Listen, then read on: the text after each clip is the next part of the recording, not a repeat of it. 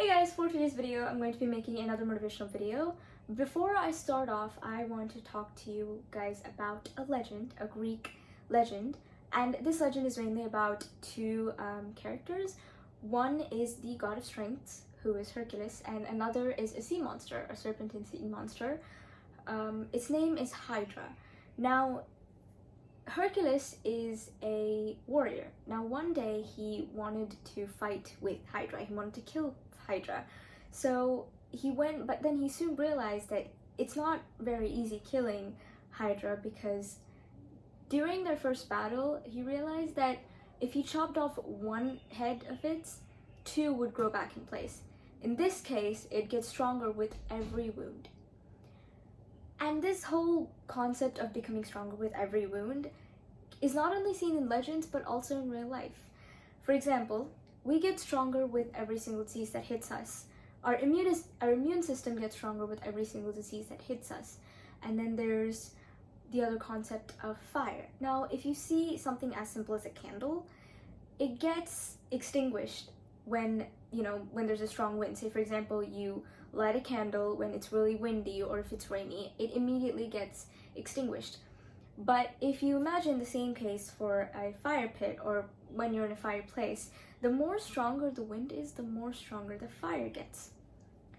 And there are also many microorganisms that the more you cut it or the more you divide into pieces, and each of these pieces will grow into a totally new individual, which means in this case, it again gets stronger with every single wound.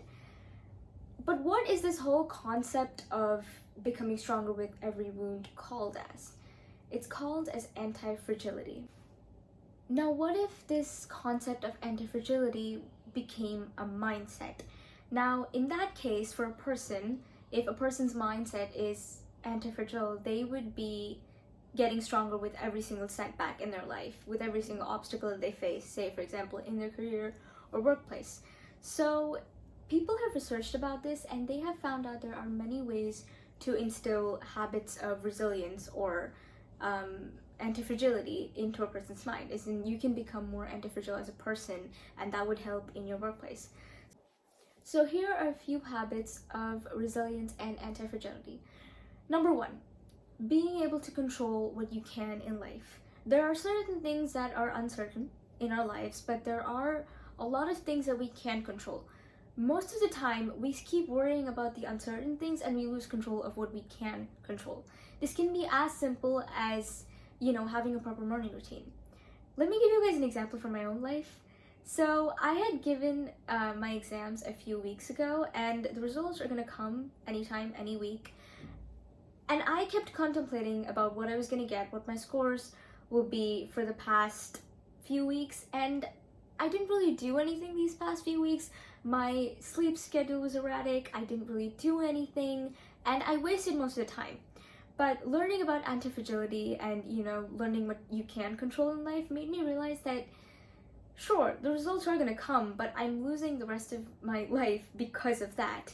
And this is the last month I'm gonna get before school actually starts, and it starts getting more hectic, and I wouldn't be able to exactly control my whole day, and I don't even have school now. So number two, getting out of your comfort zone or taking small risks. In this case, doing things that make you feel uncomfortable. This doesn't have to be anything big, but it can be as small as, learning how to socialize, because some people are afraid of socializing, or, giving a public speech, or it could be swimming, it could be cycling, just basic stuff that you've been scared to do, or new hobbies that you've always wanted to try, but you're scared, because of embarrassment or something, or other problems.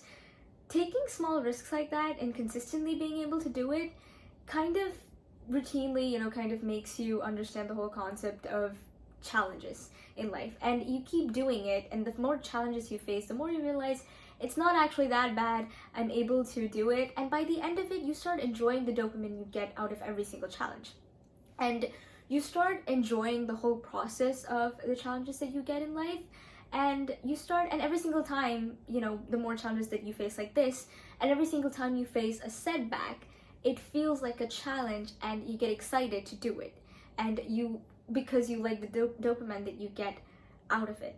Number 3, embracing the uncertainty of life, or understanding the beauty of uncertainties of life.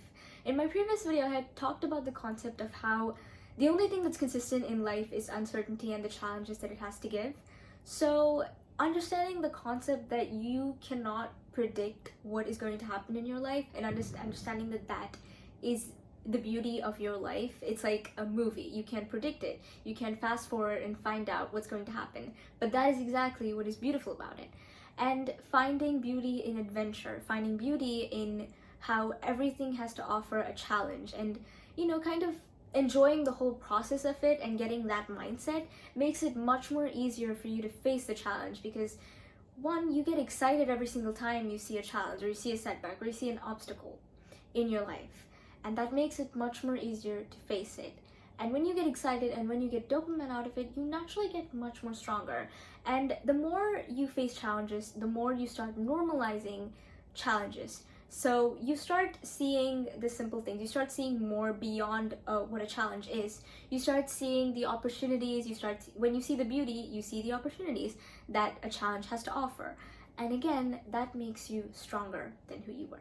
Number 4 is motivating yourself every single time you face a setback or an obstacle. It's already bad enough that you're facing a failure or an obstacle, so why make yourself even more sad?